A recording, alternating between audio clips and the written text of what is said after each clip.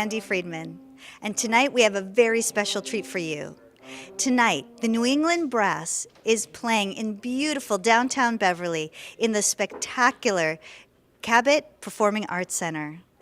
Tonight, they're going to play for you a tribute to Broadway. So sit back, relax, and enjoy the show.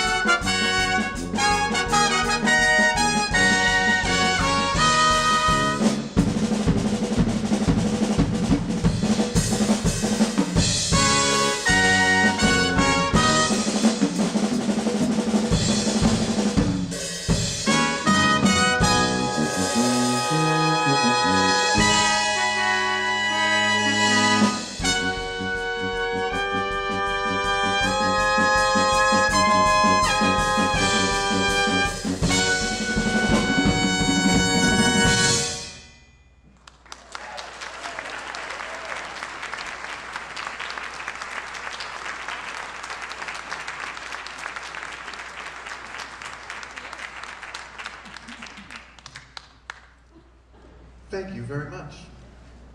Wow, this just warms my heart to see you people out there. So many friends, colleagues, students. I couldn't be more thrilled. Thank you so much for coming out. I know we're all busy and it's hard to get out, and we can't thank you enough for supporting live music. That was our Broadway overture we had written a few years ago. How'd you do on recognizing the tunes? Yeah? Did you write them down? You're going to email me? Just something about the New England Brass. We were formed in 1980, so 36 years ago, as a serious brass chamber group. And I say serious, basically we came out of the conservatories and colleges and formed this group playing basically classical music. And every program we do, we like to try to fulfill that requirement of a brass quintet, is to play some kind of what we call serious music, and that's what this next piece is. Now, when we do a Broadway program, there's in no time in the Broadway literature the original instrumentation was for brass quintet. So the music that you're hearing tonight will be all arrangements, including this next one. But this is the one that we found that was most closest to serious classical music. Kurt Weill was a German composer, and he wrote symphonies, he wrote string quartets, and he wrote this three-penny opera. And when he was exiled from Berlin in 1933, he came to New York, and they staged his three-penny opera on Broadway in 1933. Now granted, it only lasts 13 performances, but we would like to play you 4 tunes from that show. And actually, there is another collection of tunes from Kurt Weill that we played at the North Shore Music Theater back in the 90s. They called it Berlin to Broadway. The first half was the music he wrote in Berlin, and the second half featured the music he wrote for the Broadway stage. So he really became a Broadway composer.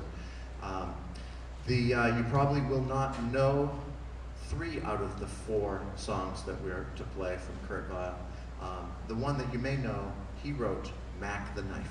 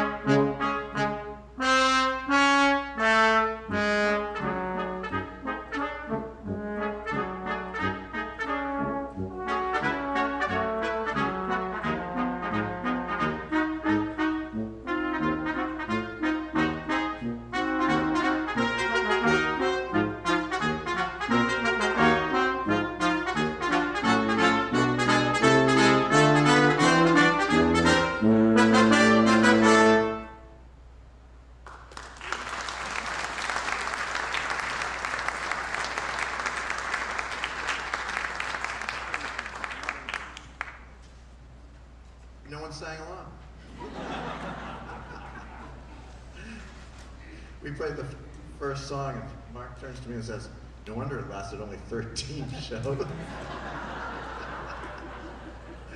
You know, Artie Shaw said, 2 for the rent, 1 for the art. So we figured that was our artistic piece, huh? Back in 2006, the North Shore Music Theater produced a show called Ain't Misbehavin'. Now, I was well aware of the music of Fat Squalor because of the music that we were playing in other gigs, and I was, tune's already starting. But when I played the Ain't Misbehavin' at North Shore Music Theater, I just fell in love with the music, and I immediately went home and wrote some arrangements for my own group. So, the first tune, that has apparently already started, is called Lounging at the Waldorf. The second one is a tune called Black and Blue, and it will feature our trombone player Walt on an unaccompanied solo. And the final one is the main theme, Ain't Misbehavin'.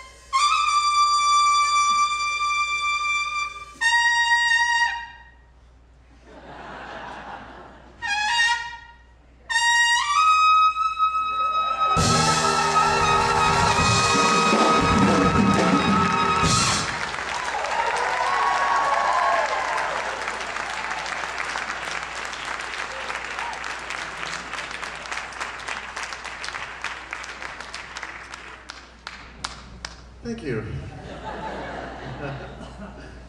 I love playing trumpet solos. That trumpet solo actually was a Louis Armstrong transcript, so he recorded it. We didn't play that trumpet solo in the show at North Shore Music Theater, unfortunately. Very rare do we get up on stage. We're always, 8 feet under, so, which is cool. It's totally cool with us. We're fine with it. I personally had a brush with Broadway. We were doing a concert very much like this, in a theater very much like this somewhere. I don't remember where. And at the end, I had played a couple of trumpet solos. I do a piece called Tribute to 5 Decades of Popular Trumpet Solos. And a gentleman came up to me after the concert and introduced himself as Hoagie Carmichael Jr. I said, Hoagie Carmichael Jr., wow, well, it's a pleasure to meet you.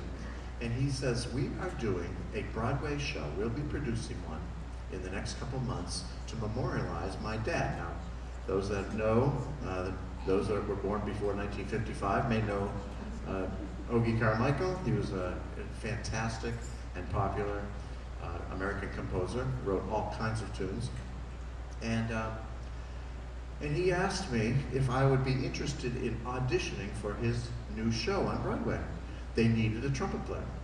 And I was like, yeah, sure, what do I have to do? And he says, well, one of Hoagie's best friends was a guy named Bix Beiderbecke. Anyone ever heard of Bix Beiderbecke? Yeah, he was a pretty famous Dixieland cornet player. I wasn't that familiar with him, but I said, oh yeah, Bix, sure. I love him, yeah, great. So he invited me down to New York in a couple of weeks, and then in that interim, I studied Bix Beiderbecke solos. He was a Dixieland cornet player from Davenport, Iowa, and went down to a Broadway stage, stood right there on stage in front of about 7 or 8 people, including Hoagie Carmichael Jr., and played them my favorite Bix Beiderbecke solo. And they were like, yes, that sounds just like Bix. Very good, Jay. And it was great. And I started thinking, oh my God, he's got a career at Broadway. And then they said, Jay, would you like to read some lines? We'd like you to see how well you act. I was like, what? Are you kidding? Well, how hard could that be, reading some lines, right? Well, I read a few lines and I got those dreaded words, thank you, next. So I went home and I got a nice call from Hoagie the next day, and he said, Jay, we really appreciate it. You really set the bar high for the Bix Beiderbecke solos, but we went with someone with some acting aptitude. But that's all right.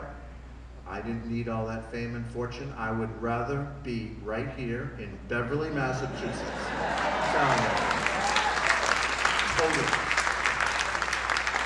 But I only tell you that story because I'd like to play you the Bix Beiderbecke solo. I played on that Broadway stage called Riverboat Shuffle.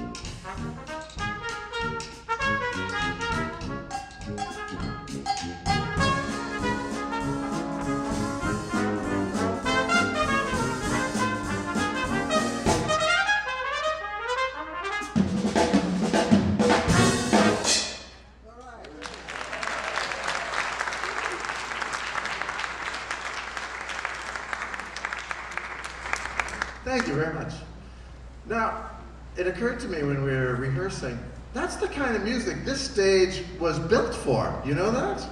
Right here. That played that kind of music all the time, right on this very stage. So very proud to bring that music back to its originality. Now, I had the great pleasure to go on the road for about 18 years with the Artie Shaw Orchestra. And his biggest hit, well, let me ask you, was anyone born before 1955? Was what Artie Shaw's biggest hit was? Well, that's the second biggest hit. Yes. His biggest hit was Begin to Begin. And we played that every night, all over the world. It was awesome. But his second biggest hit was Stardust. And it was composed by Hoagie Carmichael. And I mean, this is big time. For you young kids, this is like, Bruno Mars, Taylor Swift big. I mean, where the girls would go crazy when they played these tunes. I'm telling you, it was pop music of the day. And Artie Shaw's arrangement of Stardust started out with a famous trumpet solo, recorded by a guy named Billy Butterfield. And I had a chance to play that in front of the band all over the world. It was just awesome. And then I would bring that solo, I just loved that solo, brought it back to the brass quintet, and any chance I could play it in front of people, because it's such an awesome song. And then we put together this Broadway program, and made me kind of sad that I couldn't play Stardust in front of my audiences. Until, after doing some research, I found that there was actually a show on Broadway called Stardust. The music of Hoagie Carmichael. Actually, the music of Mitch Parrish, who was a lyricist. And so then that justified that I could play Stardust on our Broadway programs because it was a Broadway musical. And then I started looking at the actual show on Broadway, and I found a friend of mine, someone that I was working with, I had worked with at the North Shore Music Theater, starred in this show on Broadway. And believe it or not, we asked her to come here tonight, and she's here. How about a great big hand for Maureen Brennan?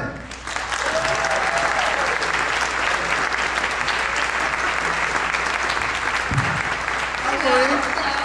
Hello. All right, thank you for coming. Oh, my pleasure. I could not believe that when I was doing that research that Maureen Brennan was part of the Stardust. What was that like? I mean, you were on Broadway. I was on Broadway. It was a brief run. We had a short run prior to our Broadway run at a place called Theater Off Park, and it was down on West 13th Street in the Village. And they liked it so much down there, they decided to move it to, oh God, I can't even remember the name of the theater now. The Edison. It was. Okay. Anyway, it was on West 47th Street, and we ran about 2 months. It got sort of mixed reviews, but we had a really good time just singing Mitchell Parrish's music, because there's so many great tunes that he wrote the lyrics for. And Super. When you want to hear Stardust? All right. Okay. All right. We're gonna play it.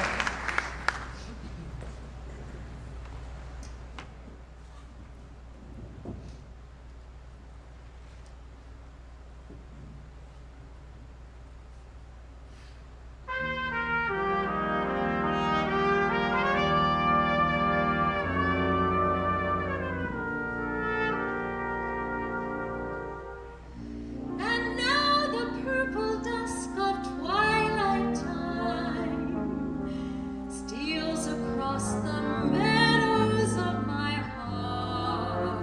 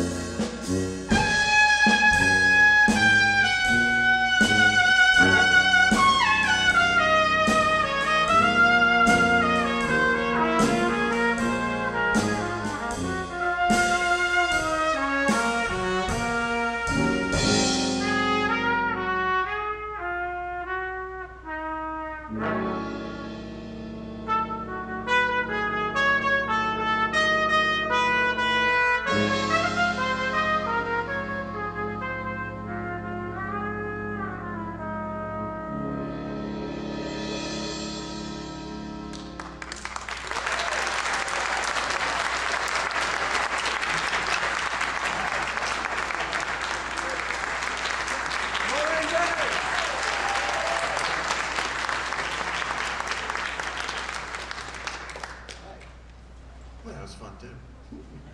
Anyone remember Maureen Brennan at North Shore Music Theater? She was, let's see, I don't know, she was Ghost of Christmas Past for many years in the, and Miss Gretchen, right? All right, so great. Thank you, Maureen. We'll be hearing a little bit from her in the second half too. We have a great second half planned for you. We're going to do one more trumpet solo. When you think of trumpet solos and Broadway, what do you think of? I don't know. It came to mind right away when I was putting this program together. Hello, Dolly.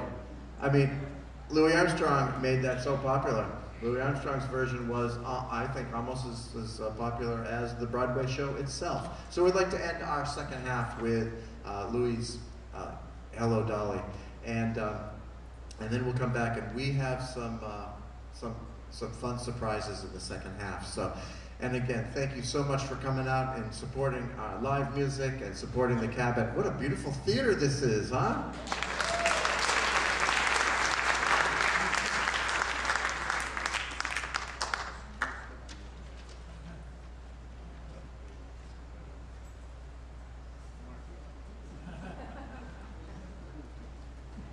And how about these new seats? Huh? Are they comfortable? Yeah, that's good. All right, here it is. Hello, Dolly.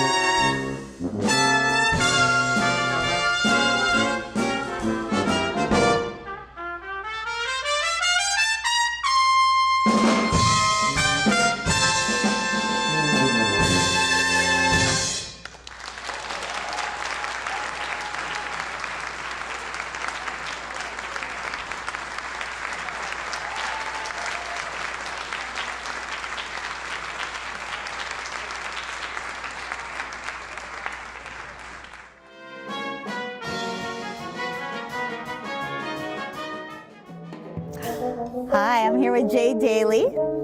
He is the music director Yes. and head of the New England Brass. Yes, I've been directing this group since 1980. Believe it or not. 1980, Yes. So what does wow. that make it? The 36th year? Whoa! I know. And we have all the original players, or? I am the one and only original player. Yes. Alyssa over there was 9 when this group started, and our tuba player wasn't even born. Is that right? That's right. Yes. And tell me about what comprises the New England Brass. We have 2 trumpets, French horn, trombone, and tuba, and oftentimes we add a percussionist. And tonight's concert, we are also adding a Broadway singer. I know this is very exciting. It's kind of a special night, isn't it? It is. Tell us a little bit about the venue here that you've chosen. Well, you know, I've always come here for the last 20 years, and seen movies, and so I've always been interested in performing here. And this is the first time I brought the group to this unbelievable venue. I mean, look at that! We got trumpet players on the walls. Oh, that's a good point. Let's take a look. That's right. Is it a trumpet or a bugle? I don't know what that is. It's like Some sort of horn or an early we'll call horn. it a trumpet. Okay, we're going to call it a trumpet. Yeah, I like that. A valveless trumpet. A valveless trumpet. Okay. And tell us about what inspired you to put together a brass ensemble. It's kind of a unique kind of group. It actually is the standard instrumentation for brass chamber group. 2 trumpets, French horn, trombone, and tuba. All right. Much like a string quartet, the standard instrumentation is 2 violins, viola, and cello. The standard brass instrumentation is this right here. So it was born out of playing brass chamber music in college, and loved it so much. It gives us an opportunity to play as an ensemble and as soloists. And also the brass quintet is probably the most versatile of all the chamber groups. Explain. Well, we can play not only serious classical music, but we can also play some jazz and a little bit of rock. And Yes. the brass instruments are the most versatile. Yes. So yes. that's what's Well, exciting. it's very exciting. Tell me a little bit about the repertoire tonight. It's kind of a exciting show, and it's a little bit of something for everyone. Well, it's a tribute to Broadway. Yes. With that versatility Yes. that we all have, we oftentimes, as individual musicians, professional musicians, find ourselves in pit orchestras. Yes. Because that's what requires us as professional musicians in a pit orchestra is the versatility. We're playing Sound of Music or something like that. Right. Les Mis. It's a classical orchestra down in the pit. We're playing Guys and Dolls and Oklahoma and those kinds of 50s. It's a big band. Right. And modern orchestras in the pit are oftentimes rock bands. Yeah, like So, I'm thinking of like Rent, Rent, or Hair or something. rock band. Rock Yes, band, that's yeah, right. yeah. So it requires us to be very versatile, and we take that versatility from the pit orchestra and bring it to the stage as we're doing tonight. Well, thank you for talking with us. It's so exciting, and I really look forward to tonight's show. Well, enjoy it. I'm a and thank fan you. of the show tune, so Great. as you know why. Yeah. So, but thank you for talking with us, and You're we're very welcome. gonna chat with some of the other members. Super. All right. All Take right. care. Thanks, Jay. Bye-bye. Bye. I am here with Walt Bastian, and he plays trombone in the New England Brass. Walt, thank you for joining us. Great to be here, thank you. So tell us when you joined the New England Brass and how long you've been playing with them. I think I first played with them in maybe '96, so quite some time now. Oh. I'm definitely the second most senior member of Master Jay. Yeah, Jay's the first most senior Yes, he member, is. but you're it's been quite a very while. yes, you're well established with this group. Yes, yes. Do you like playing in this way? Absolutely. I love playing. Of course, I always love playing this music, but with this group, it's kind of a different setting for Yeah. us. Like just last week, Jay and I were every night. We were playing the national tour of Pippin down in Providence, and sitting right next to him playing show music, but in a very different environment. You know, we Yeah. had our In a headphones pit, on, down and we in were a following pit, the and- conductor and all that. And Yeah. this is more us recreating that sort of thing, but it's all about the That's really interesting, and that's kind of an interesting thing where you think of a conductor conducting you, and this is Yeah. a little more free form, and you have to really know each other and get the feel together, right? Absolutely. Yeah. It's gotta sound good, and we gotta we've got to be on the same page, definitely. Got to be on the same page. Exactly. That's exactly what I mean. And what other kinds of groups do you play with? Or I mean, I get that you play in pit bands because you just mentioned that. But what else? Quite a bit of that. Other than freelance, I've subbed with the ballet and with the opera, and I was a member of a great ska band called Bim Scala Bim. That was really. Yep, I was their last trombone player. They still do reunion tours every now and then. But Bim Scala Bim. Bim Scala Bim. Bim Scala Bim. Oh, that's funny. Okay, And, I'll have to check that out. Yeah, well, they still do reunion tours, but I sometimes sit in. But their longest running trombone player does the reunion tours now. Yeah. But that's really cool. You do it all. Absolutely. Anytime the trombone is called for, I'm there. You're there. Absolutely. That is so cool. Well, I look forward to hearing you. What do you, so far, is this the first time that you played in the Cabot? No, I played here with an orchestra this summer. I don't remember the name of the group or anything, but it was it a classical or a pops? Or classical. Classical. And, what did you think of this as a venue? Oh, it's beautiful, beautiful theater. It was really, it's great to be able to be back, and the stage isn't so crowded with that. Yeah, with just right. It really is a local gem, isn't it? It is, absolutely. Wow. It's great to be here. Well, Walt, thank you so much for talking with us. Thank you. Okay, well, take care. Yeah, you too. I look forward to it. All right. Okay, well, the show's about to start now, but we're going to get a few more interviews with our New England brass players. And here's one of my favorite New England brass players. Not one of my favorite. No, I'm just kidding. And it's Alyssa Daly. Hi. Hi. Are you excited? I'm very excited. Me too. I'm excited too. So, someone just told me that you were 9 years old when this group started. Oh, apparently. I wouldn't know about that. And it's been your life's dream to work with this. So you tell us, you play French horn. I do. Yeah. So what got you interested in playing the French horn?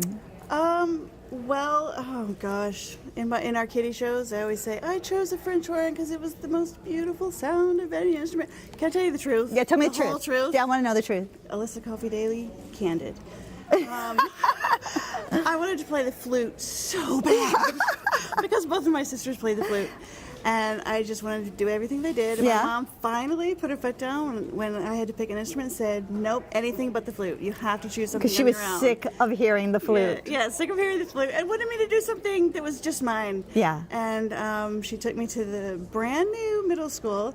And they had brand new French horns to loan out to people. They took one out of the box. And it's so beautiful. It's so such beautiful. a beautiful, It is, like hook, line, and sinker. I know, exactly. I was like, okay. And the rest is history. I loved it, always loved it. It is a really cool sound. It's different. It's kind of a little bit different than the other instruments. It is, yeah. We hold the middle range, which is sometimes a little bit hard to hear by itself. When you're hearing the whole group, it blends in. But without it, something's missing. Yeah. You really need that. Yeah. To fill out the sound. And tonight we're going to get to hear some of it all by itself. Yes, too. you are. Yeah. So that what makes tonight kind of special is that not only we're going to hear you play together, but you're going to play some solos. Absolutely. Tonight. Yeah, that's one of the really fun things we get to do with this. And it makes tonight so different than sitting in the back row of an orchestra, which is what I usually do. So what's your favorite part about tonight? What are you most excited about? Gosh, it might be my solo ticket to go. I have to admit. Okay, I don't blame you either. But what I'm really excited about is being from Beverly, lived here for, I don't know, since 2005-ish. Yeah. Being able to do what we do in front of so many friends is just amazing because we don't usually perform in Beverly on a stage like this. When we're in Beverly, we're in the pit. Right, you're in the pit. That's right. And it's so special. I mean, we do concerts of all different varieties every weekend. Yeah. It's just what we do. It's our gig. It's our profession, and we love it. But it's a job, Yeah. But tonight is so special to play for so many people. And we're going to feel that. I think we're going to feel that tonight. Yeah, definitely. All right, Alyssa, thank you for speaking with us. Thank you. Okay. And so I'm going to move on to, we're going to go back here. Okay. So now I'm going to talk to the tuba player. Tell us your name. Michael Steffen. Michael, thank you for joining us. Oh, totally. Thanks for being here. When did you join the group? Oh, I don't know. It's Can I hand that to you? I joined. There we go. I joined about 4 or 5 years ago. I think Yeah? maybe 4 years ago, something like that. Yeah. What's special about playing with this group? Because I heard a little birdie told me that you're the youngest one. I am the youngest one. Actually, I think when Alyssa was 9, I was still 0. You were still 0. I was still 0 Yeah. when this group was being brought around. Yeah. But what was the question? What do you like about, being with this group? What's special about Well, this? there are some very interestingly, extraordinarily talented musicians in this group. Okay. Who all bring something very unique yet very strong to the table. So I don't often get to play this kind of a style of music, and when I do, to sit with someone like Jay, who is so experienced and really fantastic. Yeah, yeah. It's a real pleasure. And then to have everybody else in the group that is just a killer musician, to be able to fill out the sound and just kind of copy what's going on. It's unlike anything I've ever done and will ever do. It's fantastic. So And you get a solo tonight too, right? get a And is solo. that unusual for a tuba player? It is rather unusual for a tuba player to get solos. However, when, like I said, you're in a group like this, Yeah. it's nice to have a gentleman who can write things for the tuba to show Yeah, it off. And that's right. He's very excited about putting this piece on the program, and I'm pretty pumped to play it for you.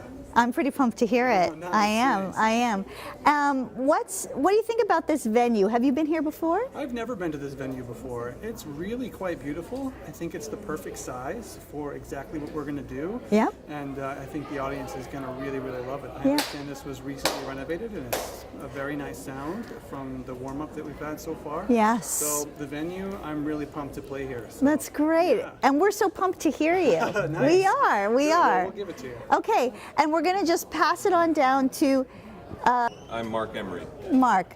And when did you start with this group? What was it, Jay? Maybe 5 or 6 years 5 or 6 ago? years ago, Yeah? Yeah. And what's The years been the go by best? fast. Yeah. Hard to remember. What's the best thing about playing with this group? I think just the camaraderie. I think I could echo what everybody else said about the caliber of the musicians, but I think also the music.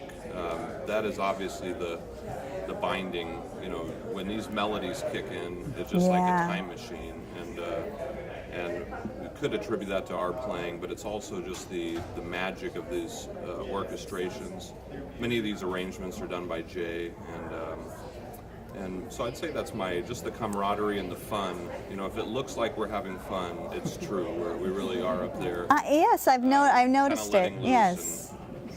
and investing in the moment. It is. I did hear a little bit of your rehearsal yesterday, and I got a little bit of chills, I have to say, because these tunes are very familiar, Yeah. and it sounds really great. It sounds really great. What other kinds of things are you used to playing? I'm used to playing a wide variety of music. Okay. Actually, I'd say orchestral music takes up most of what I do, but I play a lot in churches. I've had a lot of jazz work in jazz groups and in pits, and just as a brass player, it's hard to pursue a professional life without winding up in some In a variety, Unexpected in unexpected places. Okay, we won't elaborate on that too much, but no, that's really great. So I'm just really looking forward to listening to you guys tonight.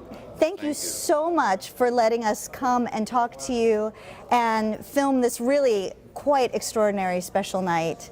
And I give you the New England Brass doing a tribute to Broadway.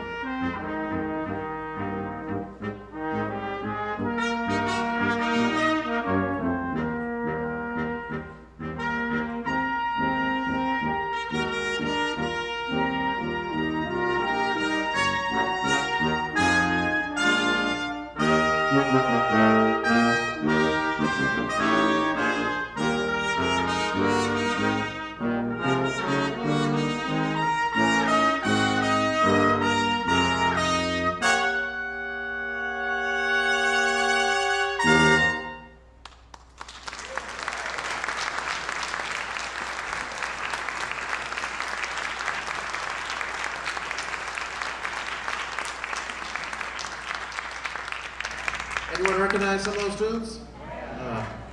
I played Porgy and Bess at the Wank Center in 1983. Fell in love with the music, and it was a Houston opera company. And I went home and wrote an arrangement just on the music that I had been playing for 3 weeks. It was just awesome music by George Gershwin.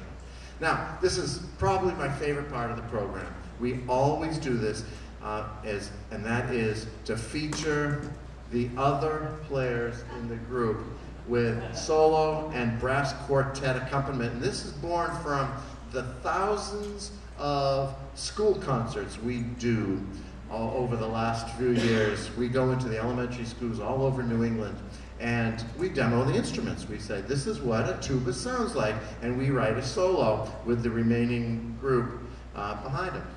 And so we had all this solo material. In fact, this is our next CD project, is putting together a recording called 1+4 and record some of these pieces. So the first solo you're about to hear is to feature our youngest member of the band. Yeah, I said this group started in 1980. He wasn't even born yet. Michael joined us about 4 or 5 years ago, phenomenal tuba player, and he will be playing a piece from the opera literature, which is undeniably a predecessor to the Broadway stage, so we feel comfortable putting it on a Broadway program. Probably, I would say, would you guys say the most popular opera overture that has ever been written? Yes, The Barber of Seville.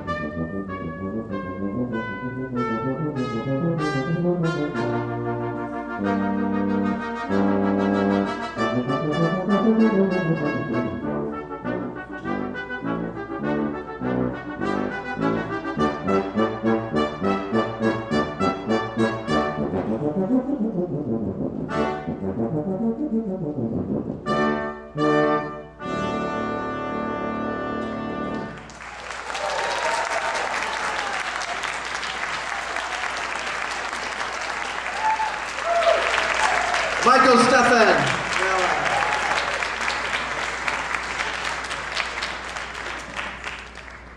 Bet you never heard tuba playing like that tonight. This next soloist is, the cool thing about playing a small chamber group is just the camaraderie and the friendships that follow, and then after doing rehearsals and gigs, going out for milk and cookies, it's just really, really fun. So we become very, very good friends. But this next soloist is probably my very, very best friend.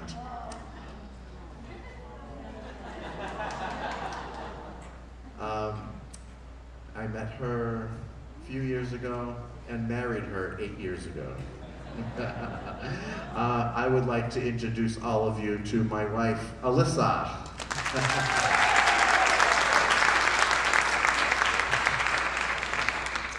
Well, thank you, my dear.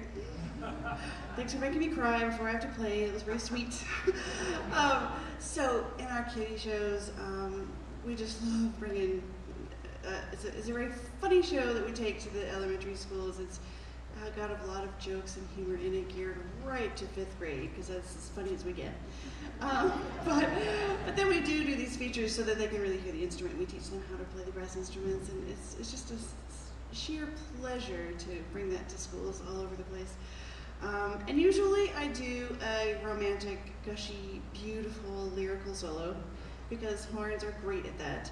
And all the kids are like, ew. And it is fun, and I do love playing Beauty and the Beast and solos like that. But tonight, I want to bring you one that I'm dying to put on our next CD. It is fast and technical and a lot of fun to play. Jay and I arranged it together off of a CD with a horn choir playing it, like 12 horns. So we arranged it for horn solo and the accompaniment you see in front of you. So this is a little Latin number called Tico Tico. I hope you enjoy it.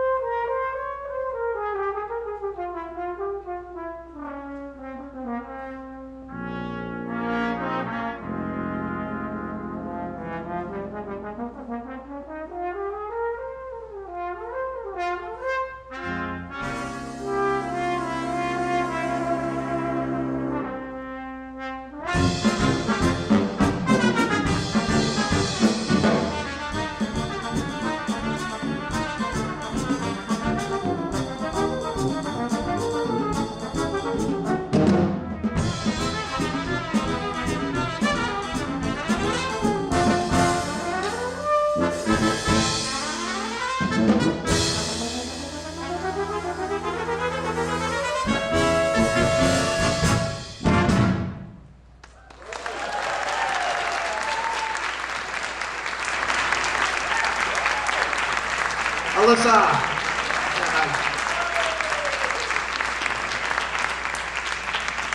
you never heard French horn playing like that either. This guy here, we had worked from time to time in other brass groups, and you see him on TV with the Boston Pop sometimes, and we're so happy to have him be part of the New England Brass. He joined us about 4 or 5 years ago. A warm welcome to an amazing trumpet player, Mark Emery. Thank you, Jay, and thanks everybody. I'm going to play a concert etude by Alexander Godecki. And of course, etude is just a fancy French way of saying study. And I think it'll be clear that this is a study in a certain aspect of playing. Probably wrote it for students, to be honest, to work on an aspect of tonguing on the instrument. So you hear, it's really like a nice little appetizer of a musical piece, and a nice little lyrical melody in the middle, and it's just a lot of fun to play, and I hope I can play it. This is the concert etude.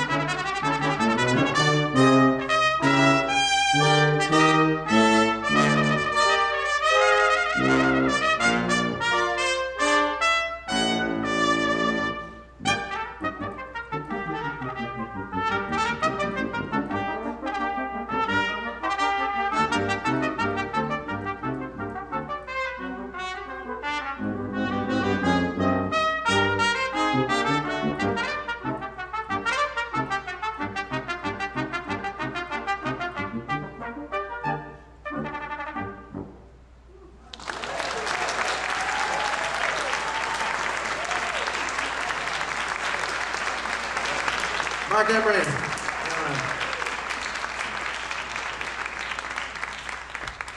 Is anyone thinking, what happened to the Broadway program? We thought we'd throw those two pieces in just for us, so you could hear, just for our own programming. It has nothing to do with Broadway. However, we're back to Broadway. because Walt here, who is, he joined the group around 1995, as we always say, when his hair was brown and I owned a comb. So we've been friends for a long, long time. It's great to have you here. And back to the Broadway theme for a trombone solo. Now, what do you think when you think Broadway and trombone? 76. There you go. That's right. I thought it was about time we took things back in a Broadway direction, since that's what it says on the marquee. And this is, of course, from one of the great Broadway shows of all time, The Music Man. I think that's my mom's all-time favorite show, either that or My Fair Lady. She loves them both. And of course, it's a great tune. There are many great tunes in the show. And this is an arrangement written to show off the trombone by our friend Ken Amos, who was the tuba player in the Empire Brass at the time. He wrote it for our friend Scott Hartman, who was the trombone player in the Empire Brass and is now the professor of trombone at Yale University, and a very fine player. And we hope you enjoy 76 Trombones.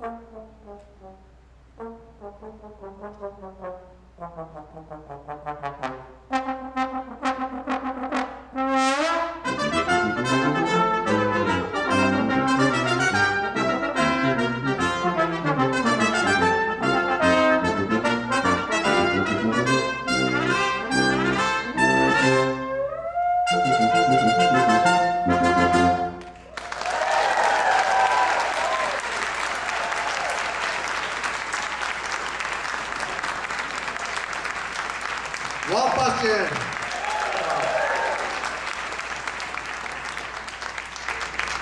Yeah. All right. He played all 76 parts. Very good. So, look for our CD. It'll be out in a few months. We have to record it first, and then we're going to record all those tunes and make it available. So, we're very proud of those solos. So, yeah, it was fun. As you saw, this concert is in part sponsored by the North Shore Music Theater, and we are so grateful for that treasure of a theater right here in Beverly, Massachusetts. I mean, to think you get professional Broadway quality shows right here in Beverly in the round is just staggering. And we're so grateful to Bill Haney for resurrecting it after it closed in 2009. We have a fantastic season coming up. It's just, we're so excited about it. The first show in June is a show called Funny Girl. Now, I've never played Funny Girl before. It starred Barbara Streisand in the movies. I don't know, what's a tune from Funny Girl? It's a yeah. Okay. People, yeah, there you go, you know that. Well, play. Sounds like somebody might not know. Play people. People, that one? Let's see.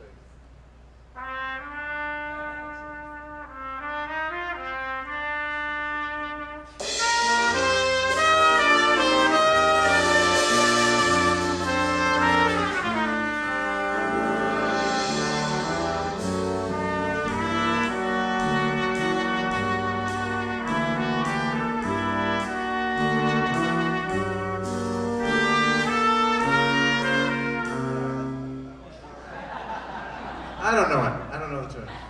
Very good, you guys. That was great.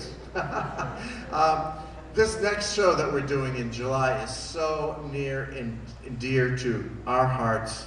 Back in 2011, the national tour came in for the first time at the Opera House, and my wife played it for 5 weeks, 9 months pregnant. She closed on March 20th. And we had our firstborn on March 23rd.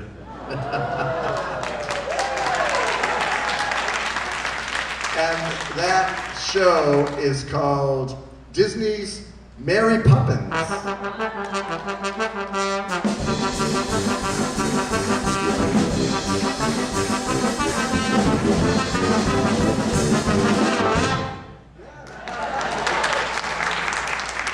Very good. All right, and then the August show that we're doing is I've done it a number of times, probably I think twice at the North Shore Music Theater. Last time in 2006, Singing in the Rain.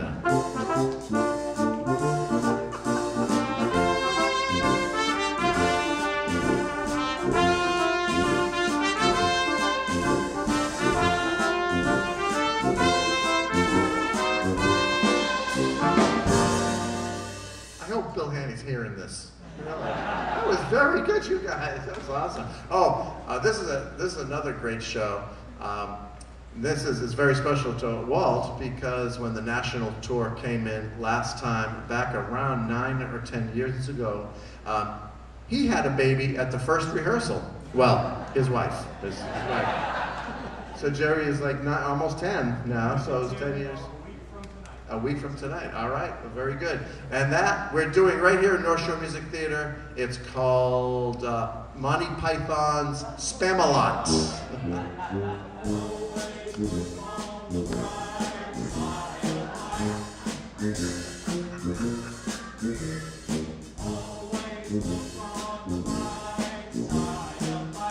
All right, that's good. Okay, so the next show.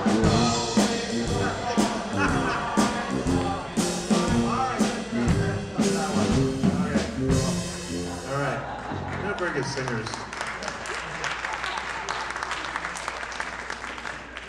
And the final show of the season in November is Leonard Bernstein's West Side Story.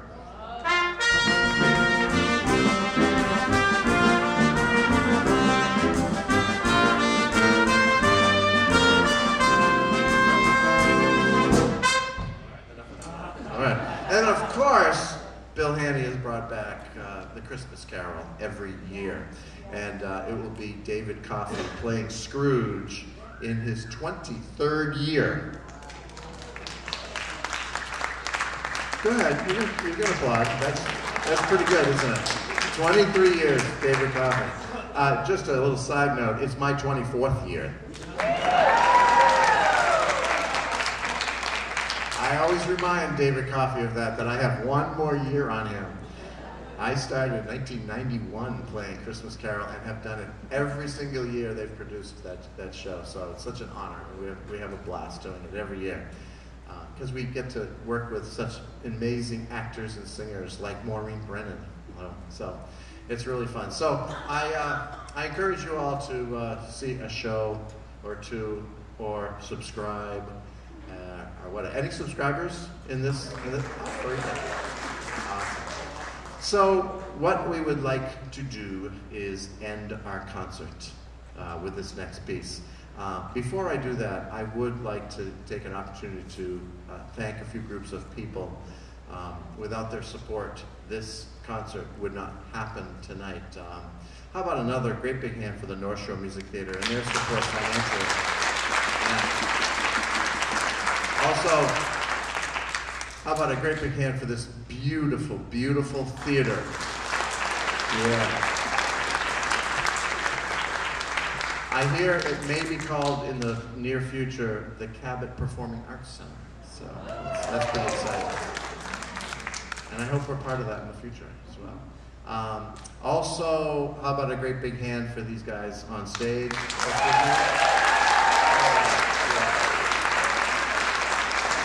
You met each and every one of the brass players, but how about a great big hand for Mike Ambroseski back there on percussion?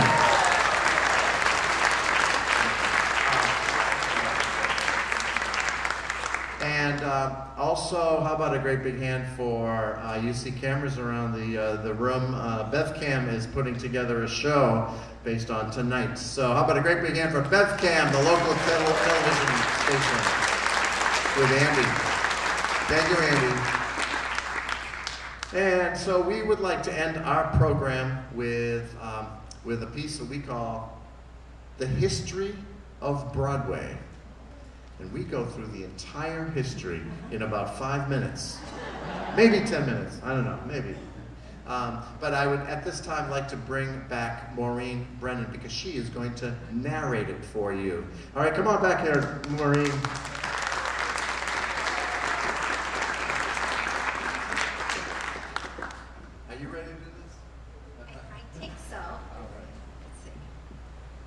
Hello. Okay. Oh, I have women. I need water and need glasses. Maybe some light. A little bit of light. Okay. Yeah, but I think I can do it. You start seeing me going like this. Okay. This is going to be a problem. You want to bring that mic? Yeah, no, that's good. We didn't rehearse this part. Okay, that's good. Comfortable? Yes. All right. Okay.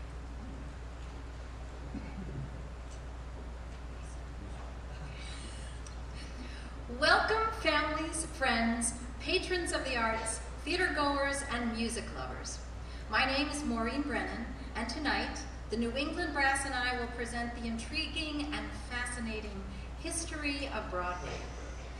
The physical stretch of Broadway between 42nd and 53rd is the home of the theaters that are the heart and soul of the American musical. But the impact of what those theaters produce cannot be measured in city blocks. Wherever you find yourself in America, chances are you're not far from a musical theater production with roots on Broadway. Whether it's a high school production, community theater, a national tour, or a professional regional production at our own North Shore Music Theater, Broadway's impact on American cultural life is undeniable. So when we present the history of Broadway tonight, we're also presenting a history of American music and American culture that starts in the 19th century, continues into our own time, and will no doubt stretch far into the future. The songs and stories change, but the shows of Broadway continue to inspire, motivate, and energize us all. Because America was a land of freshly arriving immigrants in the 19th century, most theater was imported from Europe. Gilbert and Sullivan had already scored a worldwide hit with their operetta HMS Pinafore when they had an even bigger hit with The Pirates of Penzance, which has been consistently popular for well over 100 years. While the musical style of this charming operetta belongs to the time of its 1879 premiere, 26 different Broadway productions have proven it can hold its own alongside shows of any era.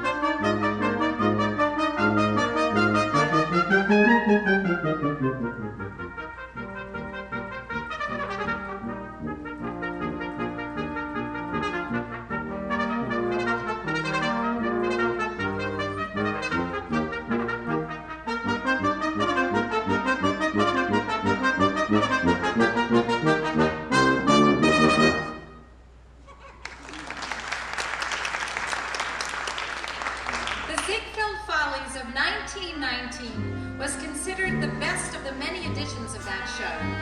A big part of that success was one of a long line of hits by Irving Berlin. A Pretty Girl is Like a Melody. This collaboration of Broadway legends was later memorialized in the movie The Great Ziegfeld in a production number that actually cost more than an entire Ziegfeld show.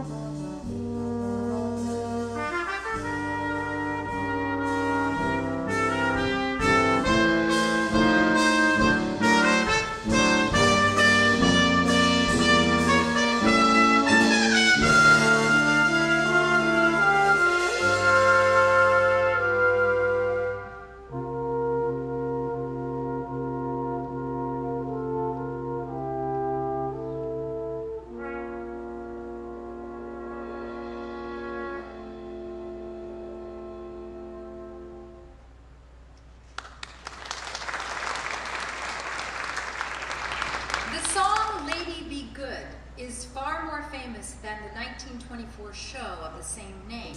But the show's author, George Gershwin, is as famous as Broadway itself. From the same show is another Gershwin classic, Fascinating Rhythm, which was premiered by the great Fred Astaire.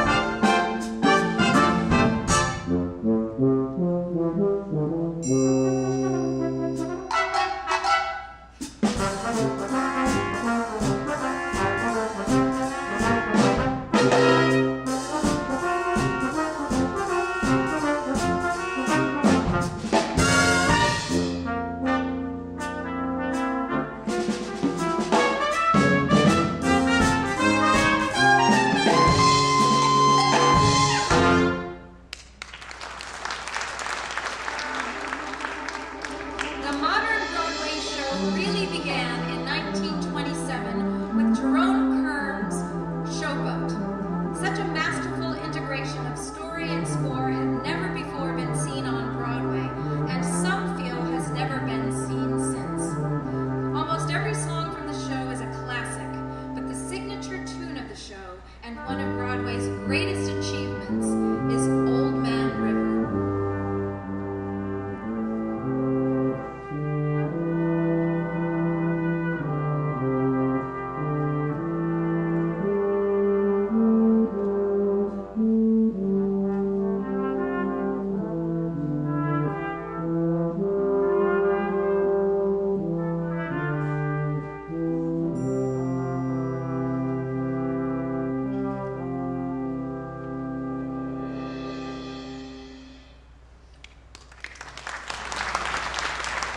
No girls, no gags, no chance. This was the judgment of one New York theater scout after watching a 1943 out-of-town tryout of the new show, Oklahoma. When it went on to enjoy the longest run Broadway had ever seen, the judgment was revised to say, no girls, no gags, no tickets. While Oklahoma no longer holds the record for Broadway's longest run, it's probably being performed somewhere on any given night.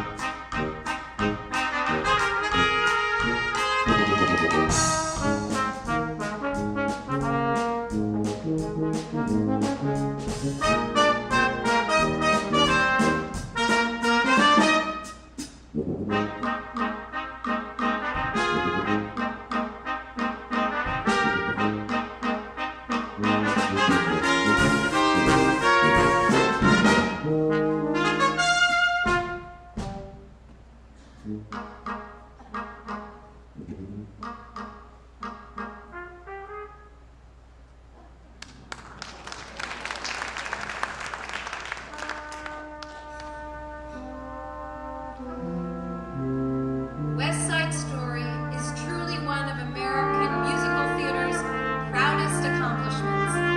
With music by Leonard Bernstein and lyrics by Stephen Sondheim, it was not really a big hit in 1957 when it opened.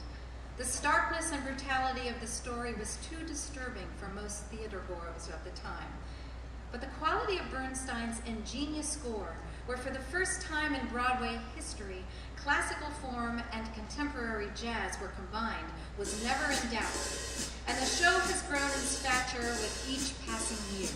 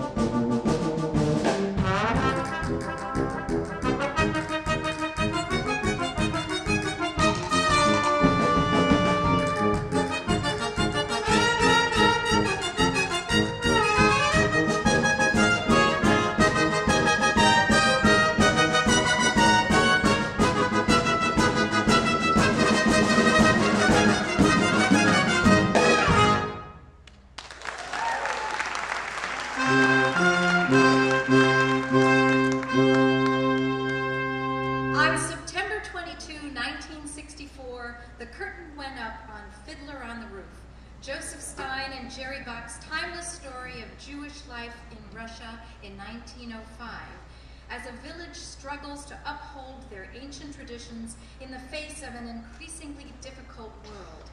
Tevye, the philosophical milkman and father of 5 daughters, is one of the most beloved characters in Broadway history, and his humorous reflections on unattainable dreams make If I Were a Rich Man an all-time classic.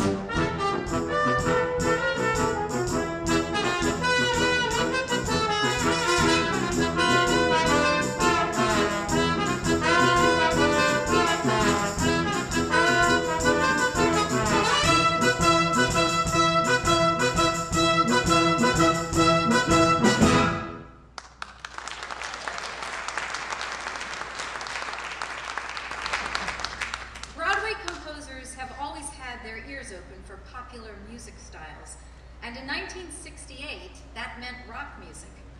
Hair first opened in 1968, and with its most recent revival on March 31, 2009, Broadway continues to let the sunshine in.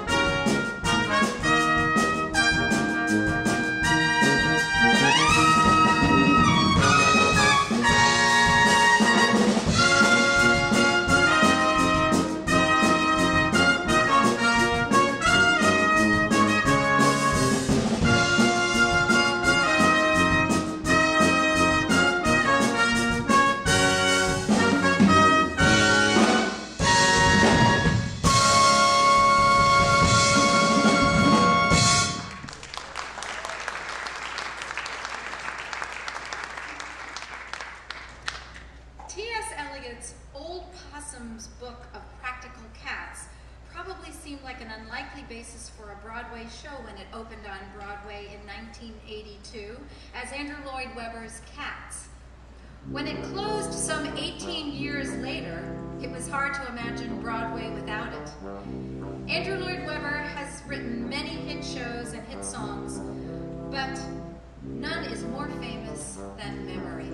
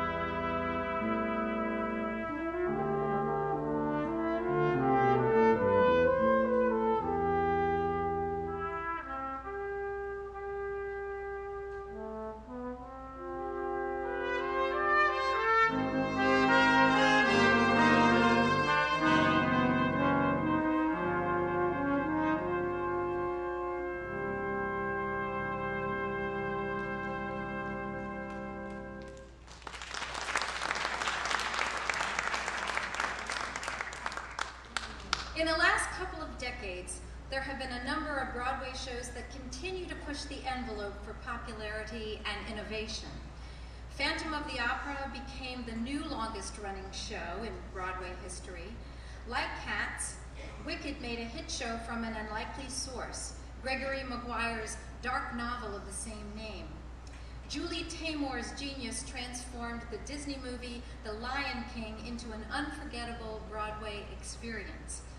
The producers proved that there is still plenty of room on Broadway for classic, fast-paced comedy, and Miss Saigon adapted the story of Madame Butterfly with contemporary music to make one of the biggest hits in recent years.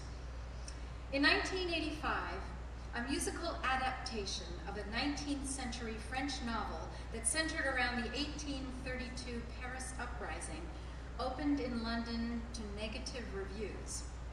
The public did not share the opinion of the critics, and Les Miserables immediately joined the ranks of the most beloved musicals worldwide.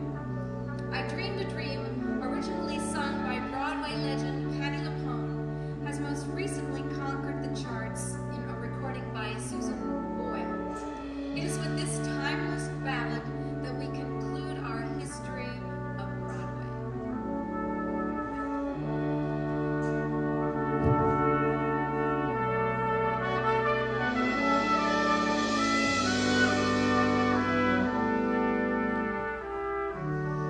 I dreamed a dream in days gone by,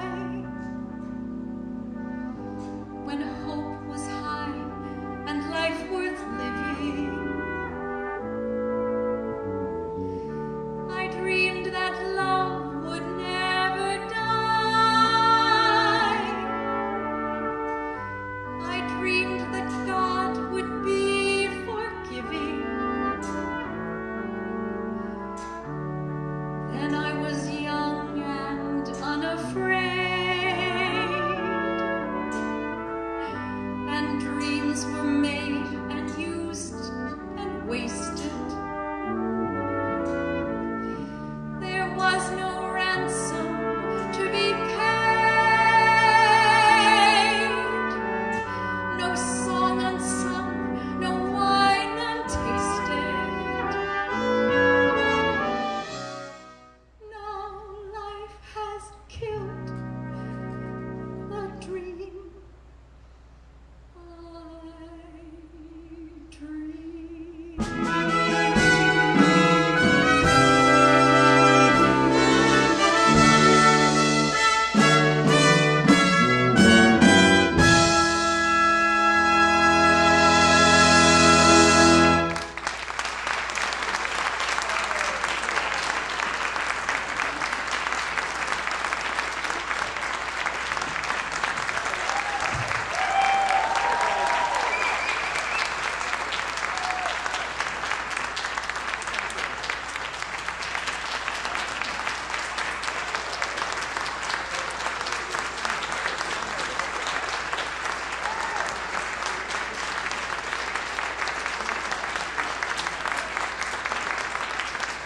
Thank you so much. I would like to let you know that with all those thank yous for everyone, most importantly would like to thank you people for coming out and supporting live music. Like I've said, we really, really, really appreciate, and so many familiar faces out there. Thank you so much. And for the people that helped promote this concert, thank you. Thank you very much. We really appreciate it. And if I may here, now, this guy has done a lot of talking about the other musicians here on stage, and obviously, I don't have to tell you he's a great trumpet player. He's been showing you that all night, and he puts together a great program. He also, you've heard his trumpet at the North Shore Music Theater, and also the fine pits of musicians there are put together by him. New England Brass is his vision. He's a fine educator. His students are playing all over the country. Let's hear it once more for Jay Daly.